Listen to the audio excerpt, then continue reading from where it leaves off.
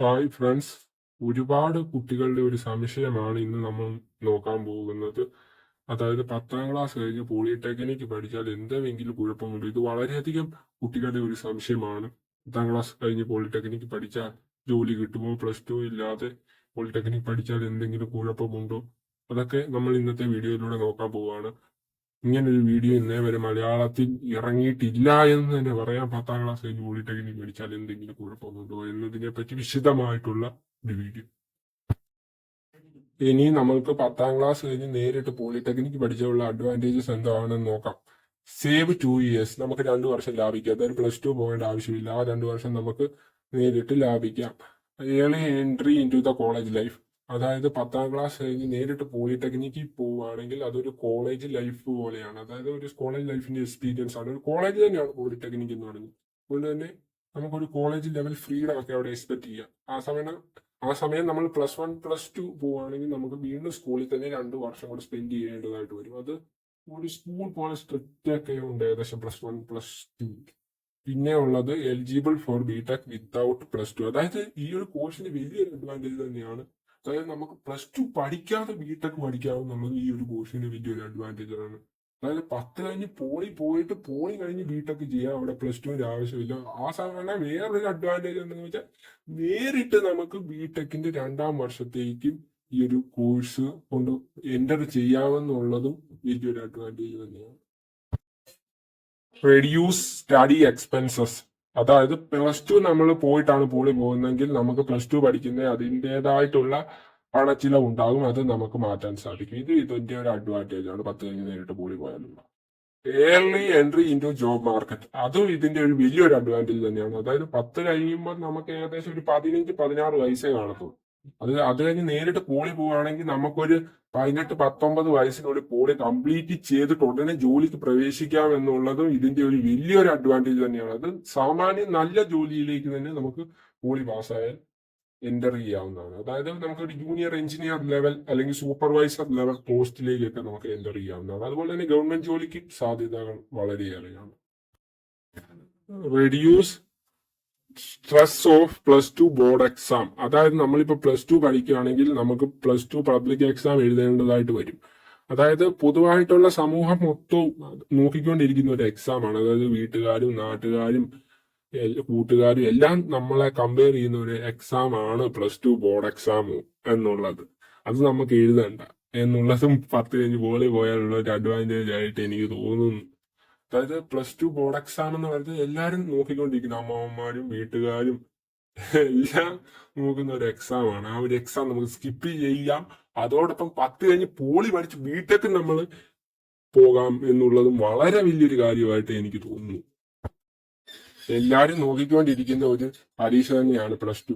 അതായത് നമുക്ക് തന്നെ വലിയ ടെൻഷനാണ് +2 എക്സാം പാസ്സാവുമോ. ആ ഒരു ടെൻഷനും നമുക്ക് പോളി പോയാൽ 10 കഴിഞ്ഞ് നേരിട്ട് പോവുകയാണെങ്കിൽ അവോയ്ഡ് ചെയ്യാവുന്നതാണ്. അഥവാ നമ്മളിപ്പോ 10 കഴിഞ്ഞ് +2 പോയി തോറ്റിട്ടാണ് പോളി പോകുന്നതെങ്കിൽ പിന്നെ നമുക്ക് ആ ഒരു ചീത്തപ്പേര് അവിടെ കിടക്കും. Break the common pattern of society, അതായത് സമൂഹം മൊത്തം ഒരേ പാതയിലാണ് പൊക്കോണ്ട് പോകുന്നത്. നമുക്ക് ആ ഒരു പാതയിൽ നിന്ന് വ്യത്യസ്തമായിക്കൊണ്ട് മുന്നോട്ട് പോകാം എന്നുള്ളതും ഇതിന്റെ ഒരു വലിയ സാധ്യതയാണ്. അതായത് 10 കഴിഞ്ഞ് പോളി പഠിച്ചാൽ, അതായത് ഇപ്പം സമൂഹം പൊതുവെ 10ാം ക്ലാസ് കഴിഞ്ഞ് ഒരു 99% കുട്ടികളും നേരെ +2വിന് പോകും. അത് കഴിഞ്ഞാണ് പിന്നെ ബിടെക്കിനോ അല്ലെങ്കിൽ മറ്റ് പല മേഖലയിലേക്ക് ഒഴിവാകും. ഉദാഹരണത്തിന് പോളി പോലും പോകുന്നത് +2 കഴിഞ്ഞാണ് ഭൂരിഭാഗം കുട്ടികൾ എന്നാണ് എന്റെ ഒരു കാഴ്ചപ്പാട്. അതുകൊണ്ട് തന്നെ 10 കഴിഞ്ഞ് നേരിട്ട് പോളി പോവുകയാണെങ്കിൽ നമുക്ക് 10 കഴിഞ്ഞ് നേരെ പോളി കഴിഞ്ഞ് ഒന്നല്ലെങ്കിൽ ജോലിക്ക് പോകാം, അല്ലെങ്കിൽ നമുക്ക് ബിടെക്കിൽ ഡിഗ്രി ചെയ്യാം എന്നുള്ളതും വലിയൊരു കാര്യം തന്നെയാണ്. നമുക്കൊരു യുണീക്ക് പാതയിൽ മുന്നോട്ട് പോകാം.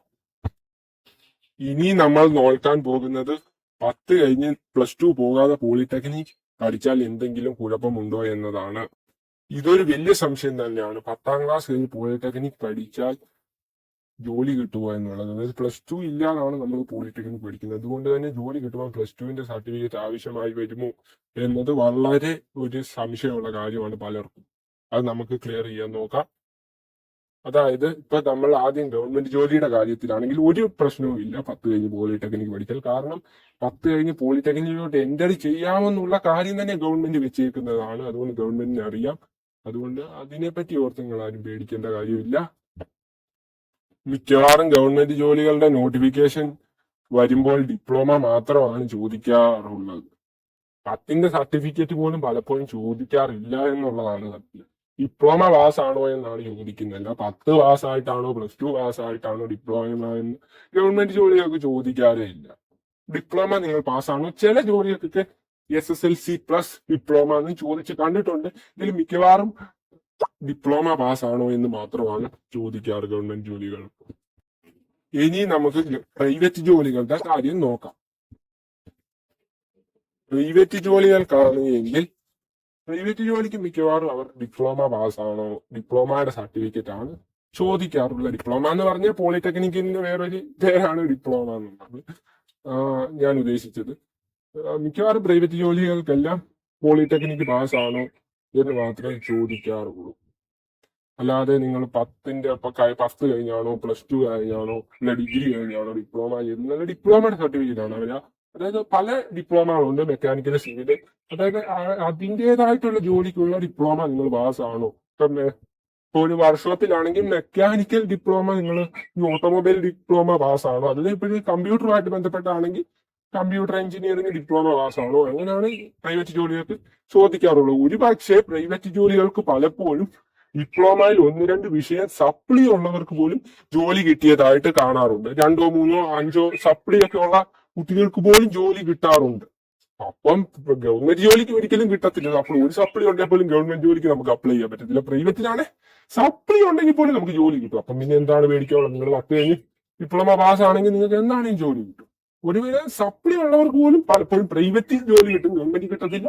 അത് ഓർക്കണം. പ്രൈവറ്റിൽ സപ്ലി ഉണ്ടെങ്കിൽ പോലും ജോലി കിട്ടും. അപ്പം 10 കഴിഞ്ഞ് ഡിപ്ലോമ പഠിച്ചാൽ ജോലി കിട്ടാനൊന്നും വലിയ ബുദ്ധിമുട്ടൊന്നുമില്ല. നിങ്ങൾ ഡിപ്ലോമ പാസ്സാകുകയാണെങ്കിൽ നിങ്ങൾക്ക് ജോലി കിട്ടും. ഡിപ്ലോമ പാസ്സാകാൻ തന്നെ ഒരുവിധം ബുദ്ധിമുട്ടാണ്. സത്യം പറഞ്ഞ ഡിപ്ലോമ അത്ര എളുപ്പത്തിലൊന്നും പാസ്സാകത്തില്ല. അത് നിങ്ങൾ ആലോചിക്കല്ല. +2 ആണ് ഡിപ്ലോമ പാസ്സാകുന്നതിനും കുറച്ചുകൂടെ എളുപ്പം എന്നാണ് എന്റെ കാഴ്ചപ്പാട്. അതുകൊണ്ട് ഡിപ്ലോമ പാസ്സായി 10 കഴിഞ്ഞാണോ +2 കഴിഞ്ഞാണോ എന്നൊന്നും ആരും നോക്കുന്നില്ല. ഡിപ്ലോമ പാസ്സായോന്ന് ആൾക്കാർ നോക്കാറുള്ളൂ ഏത് ജോലിക്കാണെങ്കിലും. ഇനി പലരുടെയും ഒരു സംശയമാണ്, ഇനി അഥവാ ഭാവിയിൽ +2 ആവശ്യമായി വന്നാൽ എന്ത് ചെയ്യുമെന്നുള്ളത്. അതിന് സിമ്പിൾ ആയിട്ടുള്ള ഒരു കാര്യം എന്ന് വെച്ചാൽ, അഥവാ +2 ഭാവിയിൽ ആവശ്യമായിട്ട് അഥവാ വരുവാനില്ലയോ ഉറപ്പൊന്നുമില്ല. ചിലപ്പം വരാൻ, ചിലപ്പം വരാതിരിക്കുക. അത് കാര്യമൊന്നുമില്ല. ആ സമയത്ത് നിങ്ങൾ ബിടെക് എടുത്താൽ നിങ്ങൾക്ക് എന്താണേലും, പോളി കഴിഞ്ഞ് ബിടെക് എടുക്കുകയാണെങ്കിൽ നിങ്ങൾക്ക് എന്താണേലും +2 ആവശ്യം വരത്തില്ല. അല്ലാത്തവരുടെ കാര്യമാണ്. അത് നിങ്ങൾക്ക് എന്തെങ്കിലും ജോലിക്ക് അപേക്ഷിക്കേണ്ടി വരുമോ, അന്നേരം +2 വേണമെന്നുണ്ടെങ്കിൽ നിങ്ങൾക്ക് NIOS വഴി 6 മാസം കൊണ്ട് +2 നേടാവുന്നതാണ്. NIOS പോലെ ഓപ്പൺ സ്കൂൾ എന്ന് പറഞ്ഞ ഒരു സംവിധാനമുണ്ട്. അതിൽ കൂടെ നിങ്ങൾക്ക് +2 എഴുതിയെടുക്കും. നിങ്ങൾക്ക് +2 അഥവാ മിക്കവാറും വരത്തില്ല ആവശ്യമായിട്ട് ഇനി വരുവാണെങ്കിൽ തന്നെ ഇങ്ങനെ ഒരു ഓപ്ഷൻ നിങ്ങൾക്ക് നോക്കാവുന്നു. അപ്പൊ അത്രയൊക്കെ ഉള്ളൂ. ഇങ്ങനൊരു വീഡിയോ ചെയ്യണമെന്ന് എനിക്ക് തോന്നിയാണ്. ഇങ്ങനൊരു വീഡിയോ ഇന്ന് വരെ മലയാളത്തിൽ ഇറങ്ങിയിട്ടില്ല, ഇത്രയും വിശദീകരിച്ച് ഇതിന്റെ ഗുണങ്ങൾ എന്താണ് എന്നുള്ളത്. അതുകൊണ്ട് ഞാൻ ചെയ്തെന്നുള്ളതേ ഉള്ളൂ. എല്ലാവർക്കും ബെസ്റ്റ് ഓഫ് ലക്ക്. ഇനി ഈ വീഡിയോയിൽ എന്തെങ്കിലും പറയാൻ വിട്ടുപോയിട്ടുണ്ടെങ്കിലോ, നിങ്ങൾക്ക് പറഞ്ഞതിൽ എന്തെങ്കിലും മനസ്സിലാകാനുണ്ടെങ്കിലോ നിങ്ങൾക്ക് കമന്റ് വഴി എന്നോട് ചോദിക്കാവുന്നതാണ്. ഞാൻ ഉറപ്പായിട്ടും റിപ്ലൈ തരുന്നതാണ്. അതിൻ്റെ അകത്ത് യാതൊരു സംശയവും ഇല്ല, റിപ്ലൈ തരുമെന്നുള്ളത് 99% ഞാൻ റിപ്ലൈ തന്നിരിക്കും. അതോർത്ത് നിങ്ങളെ ശരി. എന്തെങ്കിലും സംശയം ഉണ്ടെങ്കിൽ കമന്റ് ബോക്സിൽ ചോദിക്കാം. ആരും മടിക്കേണ്ട കാര്യമില്ല. Okay, bye, see you again.